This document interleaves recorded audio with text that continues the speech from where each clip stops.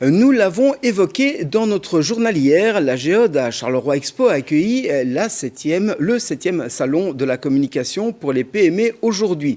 L'occasion pour les petites et moyennes entreprises de rencontrer des experts dans le domaine pour les aider à mieux se mettre en valeur. On retrouve Catherine Buzinaro sur place. Cette année encore, Objectif Com a attiré de nombreuses personnes.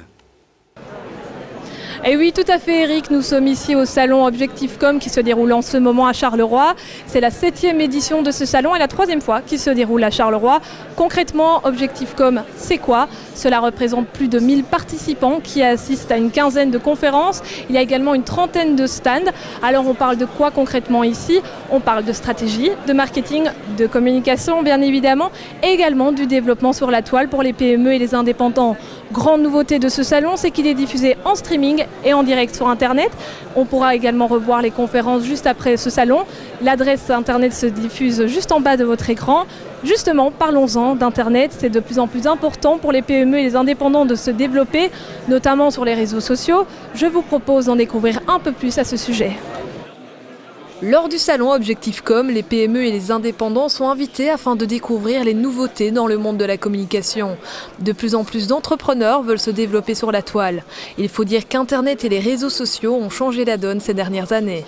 Donc on se rend compte que même la petite PME va devoir bouger, surtout que de plus en plus le web devient local. Il suffit de faire une recherche sur Google, vous allez chercher par exemple, je ne sais pas moi, mais directement fleuriste, etc. On va vous proposer les fleuristes aux alentours de chez vous directement parce que vous êtes géolocalisé. Donc à ce moment-là, il va y avoir une lutte effectivement entre les différents commerces locaux qui vont devoir à un moment donné se saisir et se dire ok, je ne peux pas faire sans le web parce que mon concurrent lui le fait.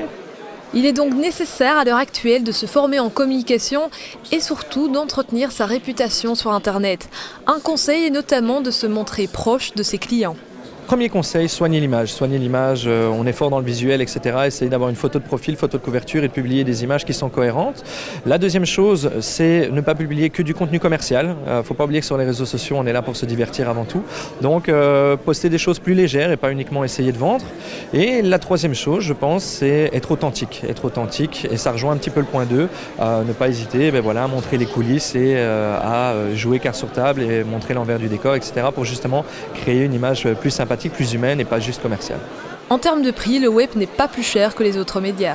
Ça devient de plus en plus accessible. L'avantage qu'on a chez nous dans notre société, c'est qu'on a une toute petite structure. On fonctionne à deux chez nous, donc fatalement les frais de mise en route sont beaucoup moins importants. Un petit site vitrine peut commencer aux alentours des 500 € sur la première année. Et après les années suivantes, ce n'est plus que de l'hébergement et du nom de domaine qui se renouvellent. Et là, on est bien en dessous des 100 € pour continuer à être présent tout simplement. La toile est aujourd'hui accessible à tout le monde et pour tous les types de budgets.